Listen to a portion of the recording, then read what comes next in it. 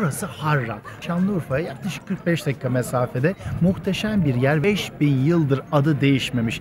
Burası ne anlama geliyor biliyor musunuz Sümerce? Kavşak noktası demek. Burada dünyanın ilk üniversitelerinden bir tanesi bulunuyor.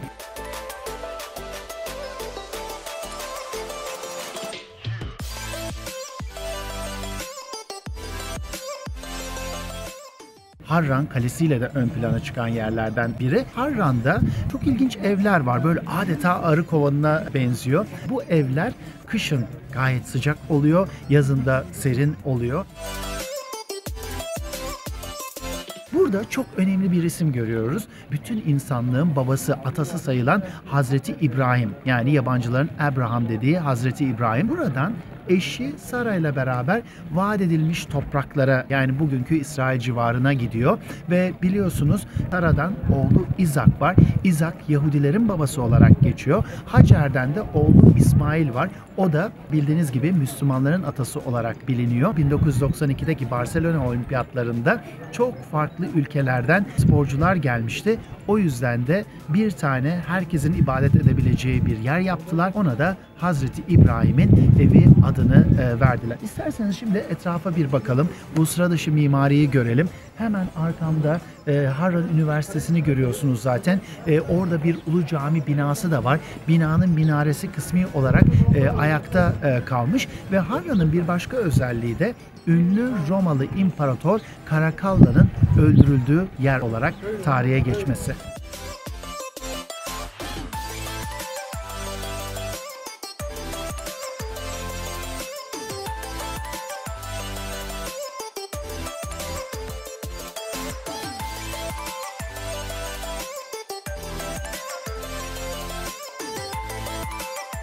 Her şehri ünlüsüyle geziyoruz projemizde. Muhteşem bir isim de bizlerle beraber. Ya ben onun yıllardır hayranıyım. Şarkılarını hep keyifle dinledim Seyyal Cem'in.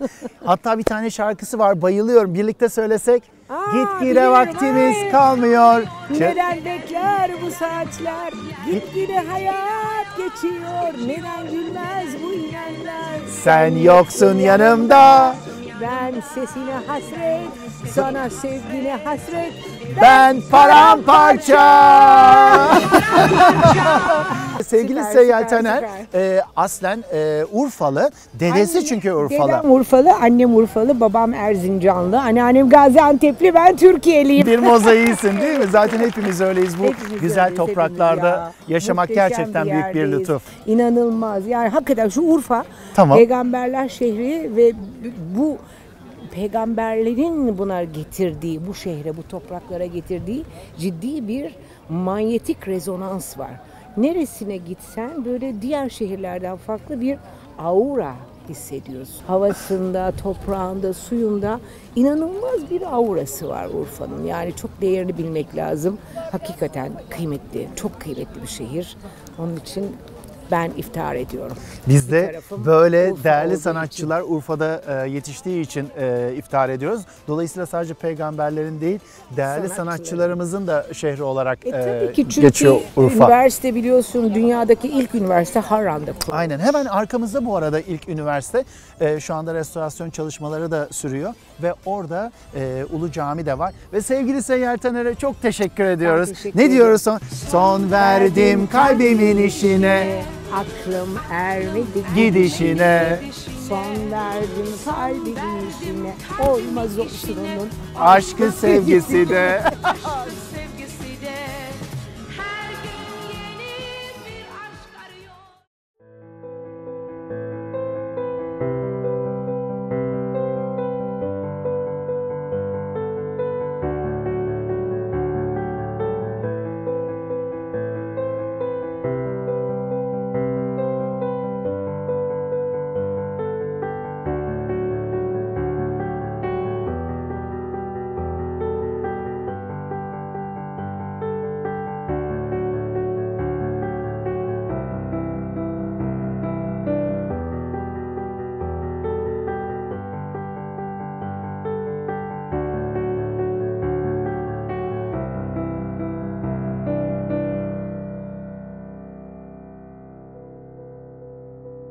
Burası Göbekli Tepe. Adeta insanlığın başlangıç noktası. 0 kilometre taşı. Yaklaşık 12 bin yıllık bir tarihe sahip ve dünyadaki en eski tapınak olarak geçiyor. Gerçekten böyle bir yerin ülkemizde olması bize verilmiş bir lütuf diye düşünüyorum. Sevgili Azra Cohen ile beraberiz. Azra'yı hatırlayacaksınız. Daha önce Gör Beni kitabı için Kadıköy'de harika bir yürüyüş yapmıştık. Evet, çok güzeldi. Çok çok teşekkür ederim Ben sana. teşekkür ederim Evet, bana böyle bir efsane fırsat oldu. verdiğin Sen için. Görbe'nin içinde geçen yerleri artık böyle gerçekten keşfe götürüyorsun beni. Seninle buraya gelmem çok çok merak ettiğim, çok görmek istediğim bir yerdi ve o yüzden davetin bana bir bardak çölde su gibi geldi. Çok teşekkür ederim. Harikasın ya, ama ben neyi merak ediyorum biliyor musun Azra'cığım? Bu tarz yerler, özellikle Göbekli Tepe seni nasıl esinlendirdi? Yani sana nasıl bir ilham verdi ve eserlerinde nasıl kullandın? Çünkü sen çok sıkı İçeriğine araştırmalar çok önem yapıyorsun. veriyorum, evet. Özellikle Gör Beni'de Gör Beni'de, inanılmaz evet. araştırmalar Şimdi var. Gör Beni'nin içinde 6. Papa'nın işte oğlunun Leonardo da Vinci tarafından yapılmış resimlerine İsa gibi davrandığımızı da anlatıyorum. Göbekli Tepe'yi de anlatıyorum ama aynı zamanda işte yine böyle ezoterik bilgi haline gelmiş, üstü kapatılmış tarihi anlatıyorum.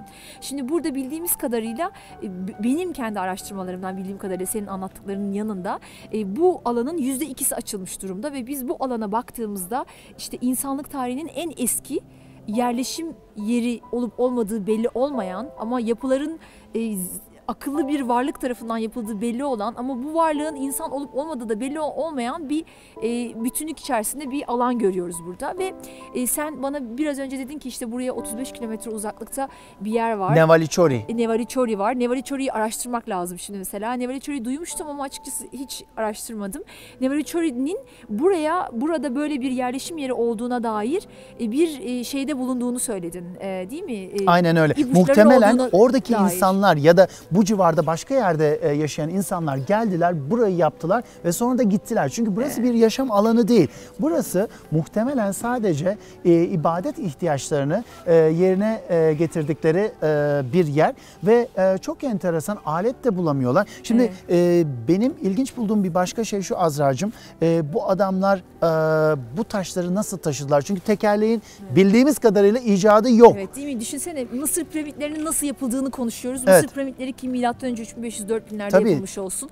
Burası milattan önce 9000, 9500, 10.000 ne kadar gidiyor? Çünkü %2'si açıldı. Daha diğer alanlar açılırsa ortaya ne çıkacağını bilmiyoruz.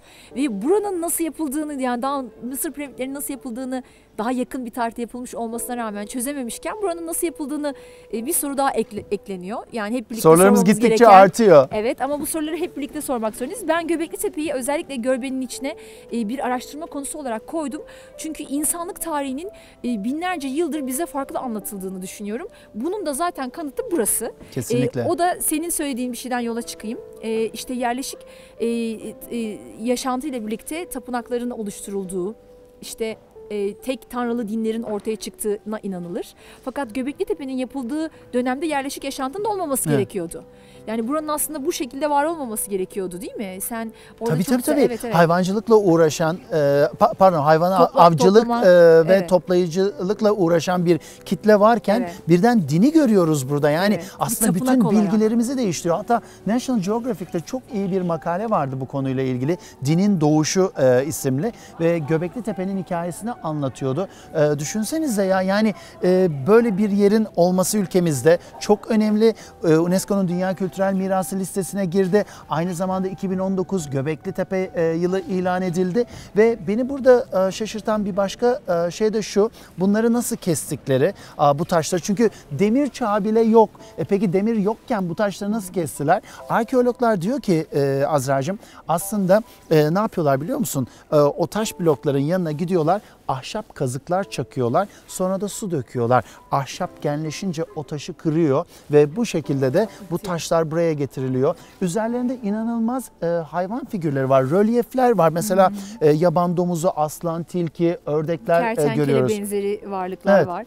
Ama işte biz gerçekten de insanlık tarihinin uzandığı noktayı gerçekten de en doğru haliyle mi biliyoruz acaba? Yani Doğru. belki de taş devri işte dediğimiz devir aslında bizim kendi bölgemizde baktığımızda taşın kullanıldığı devir olabilir bazı bölgelerde ama bazı bölgelerde çok daha gelişmiş medeniyetler vardı belki de. Yani bunu bilmiyoruz. Tarih dediğin şey aslında sürekli ortalama geçerliliği kabul edilmiş ama ispatlanmamış, gerçek olarak kabul edilmiş önermelerden oluşuyor. Yani bu da bir önerme. Ve tarih aslında yazılmaya devam ediyor. Çünkü ne kadar çok eser bulunursa yeni tarihler de yazılacak. Ve şunu da söylemekte fayda var. Biraz önce sevgili Azra bahsetti. Biliyorsunuz bu Malta'daki monolitler veya bir Stonehenge İngiltere'deki bunlar 5-6 bin yıllık tapınaklardı. Bildiğimiz en eski tapınaklardı bunlar. Ve bu çerçevede burada birden tarih yaklaşık 5 bin yıl geriye gitti. Geriye sıçrıyor. O yüzden de çok önemli. Arada ne olduğunu da bilmiyoruz. Bilmiyoruz, evet. Yani aradaki insan yaşantısı nereye gitti? Ve yani burada yaşayanlar insanlar mıydı, bu yapıları yapanlar? Hiçbir şey bilmiyoruz aslında. Tabii. İnsan figürü olmadığı için bunu böyle söylüyorum. Mesela piramitlere gittiğinde o hierogliflerin üzerinde insan figürü görüyorsun. Yani orada insanla tanışmış bir medeniyet Çünkü görüyorsun. o bile 4650 yıl ilk piramitlerin yapılması. Aslında çok ilginç. Geçenlerde kara deliğin fotoğrafı çekildi ya. Buradaki bir figür kara deliğin benzeri. Yani sen hatta kara deliğin fotoğrafının vektörel çizimi hali var böyle, yani sanki vektör olarak çizilmiş. Sen bize attığın için biliyorum ben de senden. Ben de senden bir şey öğrendim. Burada bulunan H şeklindeki harfleri, şu yapıların temellerindeki yapıların temellerinde böyle H harfine benzeyen bir sembol var. O sembolün ne anlama geldiğini bilmiyoruz. Fakat aynı sembol Suriye'de bulunan dünyanın en eski sinagogunun içinde de var. Böyle resimlerde görüyorsun. Rahiplerin ya da hamların kıyafetleri üzerinde var aynı. Tapınak rahiplerinin, tapınak hahamlarının. Evet. Çok ilginç ya. İşin ilginç tarafı burası nasıl bulunuyor biliyor musunuz?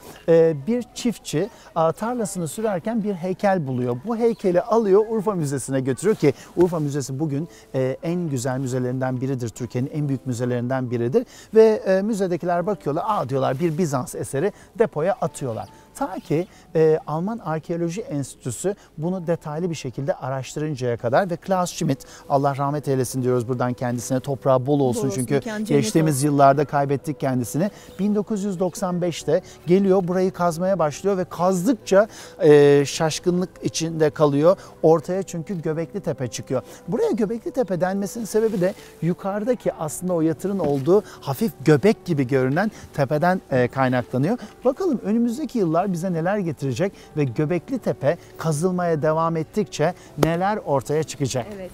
Bir de şunu fark edelim burayla birlikte.